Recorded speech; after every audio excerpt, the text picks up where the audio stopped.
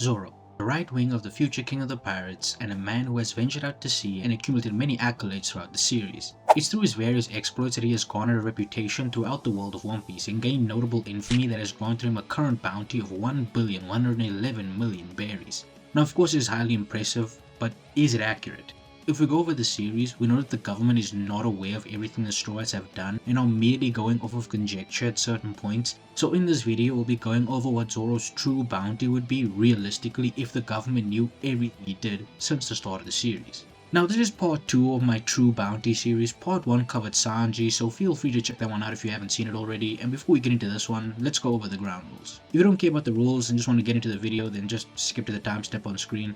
Firstly, I won't be updating Zoro's bounty whenever the crew gets new bounties, not after every arc. So that means he'll get his first bounty after East Blue alongside Luffy, then again after Alabasta, etc, etc. Secondly, the aim of the series is to be a realistic interpretation of how the world government would evaluate them if they had all the information available to them. As an example of what I mean, Robin at age 8 should have been worth over $1 billion, but obviously that would stand out way too much to the general public, and even a bounty of 79 million on an 8-year-old already made her stand out. So obviously the government has been very careful with how they approach her bounty so that they make her look valuable, but also don't give away the reason as to why she's so valuable, and it leads to her being undervalued. The same goes for every pirate. The government assesses the situation on a case-by-case basis and decides a number based on all the factors involved. This is why there are times where even after characters like Zoro and Sanji beat King and Queen, their bounties still don't surpass the calamities, since there was more than just strength that contributed to the value of King and Queen. That was a pretty long second rule, but there seemed to be some confusion during the Sanji vid, so I thought I'd go over what I meant by realistic in depth. The third rule is that I will be using certain reference points for bounties, as this is something Oda does consistently. For example, Zoro's bounty will never surpass Luffy's, since it's well documented, especially within the confines of this hypothetical that Luffy is Zoro's captain. Lastly, I'll be treating this like there's a government spy watching all the fights, not some omniscient entity that knows everything. The reason this is important is because the Straw Hats almost never enter a fight at full power, but I think saying that they should get an increase just because they enter a fight at 80% HP instead of 100% feels wrong, because that is just not the case in series. In series, they go based off of accolades, and even things like how difficult fights were don't tend to matter. All that matters are the results. In other words, all that matters are the what, not the how. That's why I think the most accurate way to get Zoro's true bounty is by acting like there's someone watching and he's sending the information to government HQ, who then gives a bounty evaluation. Okay, without further ado, let's get into it.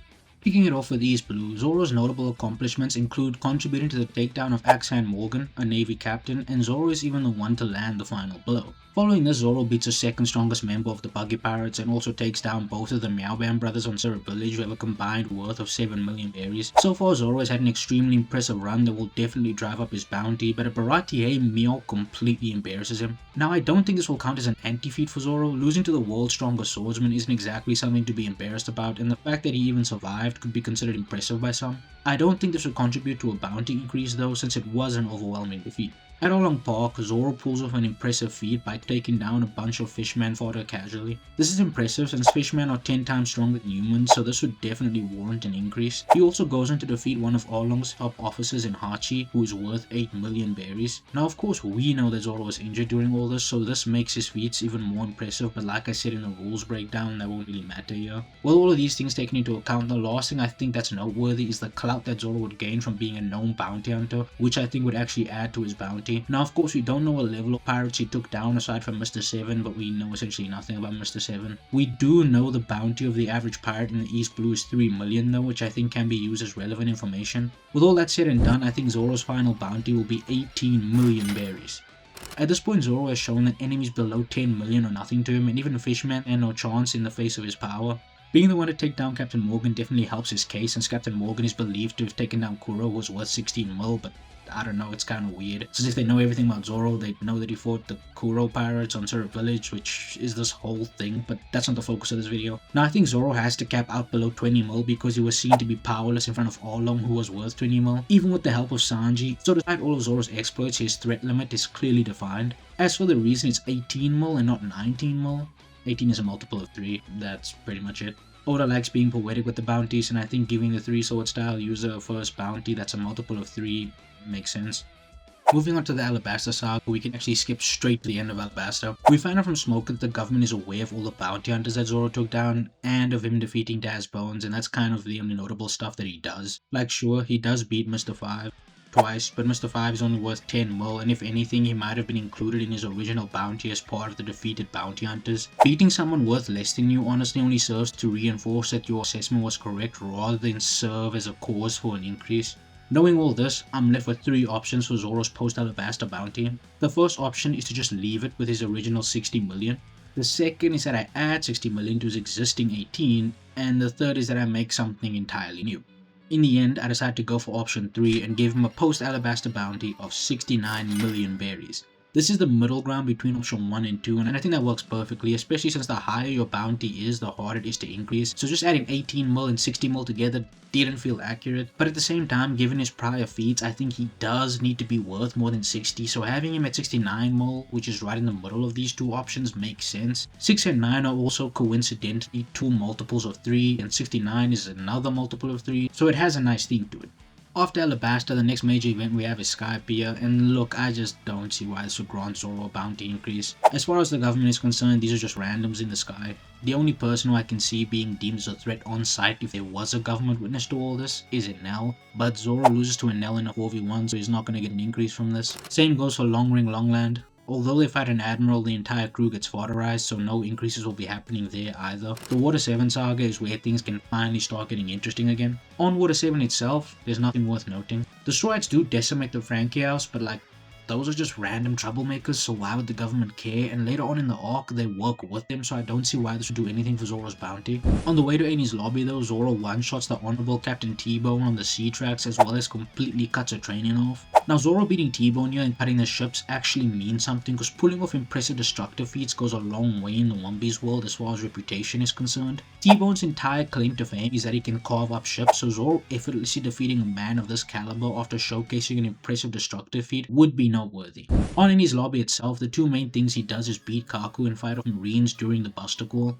Now during the Buster Call, we know that only lieutenants and captains were allowed to engage the Straw Hats, and the Straw Hats, obviously including Zoro, were handling them just fine. Now the situation is weird because the Marines announced that the captains and lieutenants are going to engage, but after this, Usopp and the fodder on the ship act like the 200 people the Straw Hats are fighting are all captains, which if that was the case would make this far more insane. Now in the original timeline, Zoro's bounty doubled from Alabasta to go from 60 million to 120 million. The government was aware of almost everything he did with the exception of beating T-Bone and cutting up the train. Due to this, I see doubling his bounty here to be fitting as well, since his bounty is higher than it was before, and once again, raising your bounty gets harder the higher your bounty is. So his bounty will be raised from 69 million to 138 million after Enies lobby.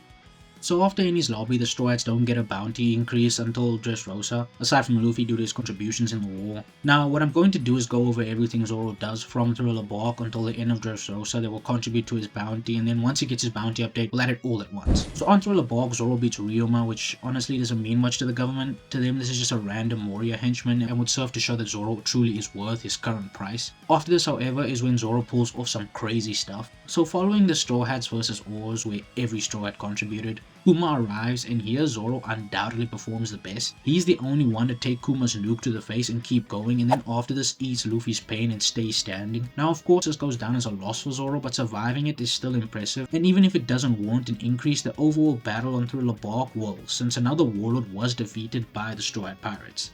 On Sabaody, the Straw Hats cause a major incident and they all come together to beat one pacifista, but then immediately get dispatched by Kuma. Considering the whole crew is needed to beat one of the pacifistas, I don't know if that would warrant an increase at all, and since Kuma by all accounts beat the Straw Hats, I don't even think causing the Sabaody incident would do anything. Now before we get into post-time skip, I feel like I should address if knowing Zoro was trained by Mihawk could contribute to his bounty, and I don't think it would, and that's simply because Rayleigh straight up tells the Marines that he trained Luffy, and Luffy doesn't suddenly get a bounty increase based off of that. I don't even think it makes headlines, so I doubt knowing Zoro got trained by Mihawk would mean anything to them. With that out of the way, let's move on to the return to Sabaody. Zoro's introduction post-time skip is him slicing a ship in half and effectively wiping out an entire pirate crew on Sabaody. Now if he hadn't already beaten a man known for doing exactly this, then this would be impressive, but unfortunately given his current status, this is simply expected, especially since these guys are no-name fodder. Now following this, him and Sanji both take down a pacifista. Considering Sentomaru thought a pacifista was capable of taking on Luffy before learning Luffy had Haki, a Luffy worth 400 million at this point by the way, this is definitely noteworthy. Moving on to Fishman Island, Zoro really doesn't do anything worth a high evaluation. Yes, he beats Hody and performs well against the new Fishman pirates, but they're bums and I don't even think any of them would have bounties. Hody is so trash that Luffy only thinks he's worth around 100 million after Hody is so roided out that his hair turned white and he's literally coughing up the pills because of how much he was popping them. So yeah, it's just expected for a man of Zoro's stature. On Punk Hazard, Zoro kicks off his exploits by slaying a dragon with the assistance of Usopp. Anyone seeing Zoro cut a dragon's head clean off though is going to be impressed and will demonstrate that he is dangerous and will contribute to his bounty. For most people this would even constitute getting an epithet like Dragon Slayer, and Zoro does this casually after pulling up on Punk Hazard. He does also foderize Monet, but Monet is not much more than a research assistant who happens to have powers in the eyes of the world government at this point, so I doubt this would mean anything. On Dressrosa, one of the first things Zoro does is clash with an admiral. Now he does get overpowered, but he still walks away from this encounter and then goes on to pull off this crazy Pika feat later on in the story that was literally on display for the entire country to see. In canon, after Dressrosa, the world government had decided that Zoro deserved a 200 million increase, and I agree that that's the minimum increase that he deserves, but I do think that we should tack on another 100 million for everything else he has done on top of that. On Punk Hazard, he showcased feats that are told of in Legends, and so far, the only person to get the better of him in a fair 1v1 was an admiral, and even then it was a clash, so the results are essentially inconclusive. So with all that being said, I think his new bounty after Dressrosa should be 438 million berries. I think a jump from 138 million to 438 million is also a very accurate narrative reflection of how big a threat Zoro is at this point. Jinbei at this point is also worth 438 million, and before Dressrosa, Law was only worth 2 million more at 440 million. This showcases how Zoro, who isn't even a captain, is a warlord level threat, which makes sense since he is a worst generation member, and in early One Piece there was this whole gag that Zoro gets mistaken for the true captain of the Straw Hats. Him having a bounty that's high enough to compete with world figures like warlords now makes sense given his accomplishments. Following Dressrosa, Zoro goes on a bit of a hiatus, but he definitely comes back with a vengeance on Wano, where Zoro was genuinely terrorizing that country. Now Zoro does a lot of random nonsense in Wano where he's causing havoc in the country and killing random dudes that he doesn't like the smell of, but I don't think the government would worry too much about this for two reasons. First of all, Wano is an unaffiliated nation, so whatever a pirate does there doesn't really matter to the world government. And my second reason is that even if they did care about the people of Wano, Zoro is worth over 300 million at this point. His bounty is not going to go up for causing a little chaos. He's going to have to cause major trouble to get an increase. As an example of what I mean, Luffy and Zoro have an encounter with Hawkins at the start of Wano, but nothing major comes from this. Both parties clash and then disperse, so this would mean nothing for the bounty of anyone involved. Later on though, Zoro beats the smile out of Killer, and I feel like this would reflect on his bounty because of who he just took out. Not only is Killer the second in command of another worst generation member, he's also a worst generation member himself, and Zoro just annihilated him. Now Killer is only worth 200 million, but status goes a long way in the One Piece world. Dovi was worth less than Luffy when they fought, but Luffy still got an increase, so status is important, and Zoro is not done taking down big names. As the raid starts, Zoro takes down Scratchman Apu as well, showing clear superiority over another worst generation member worth 350 million berries. Zoro then goes on to face off against two Emperors of the Sea and have a stellar performance with his two standout feats being blocking their combined attack and scarring Kaido. Zoro then gets healed and goes on to defeat Kaido's right hand man worth 1,390 million berries. At this point, one thing is clear, Zoro is an absolute force to be reckoned with and he cannot be taken down easily. With all that being said, I think Zoro's final bounty after Wano should be 1,366,600,000 berries. This places his bounty above Queen and below Marco and King. And slight spoilers for the Sanji True Bounty video, go check that out if you haven't already. It also puts him slightly over what I think Sanji's evaluation would be. Now I have several reasons for this. Firstly, I think post Wano he should be over Sanji bounty wise. He was just more impressive on that island. As for why his bounty or these numbers specifically, I knew he had to be in the 1.3 billion range and was going to be over Sanji but below Marco, and I wanted to add a 666 reference given Zoro's whole King of Hell thing on Wano, so I added that into the bounty.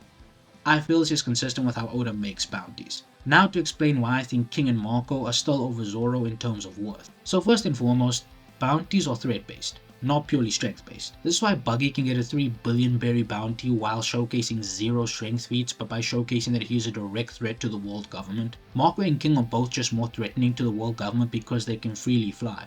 Zoro is strong, yes, and if you run into him on an island, you have a problem, but other than fights, he has nothing else to showcase. King and Marco can catch you lacking on the sea because of their ability to fly and then completely sink you. In fact, if Big Mom wasn't extremely lucky, both of them could have killed her on that waterfall as well as wiped out one of her commanders and her first son. These X factors are why they are still ranked higher in my opinion.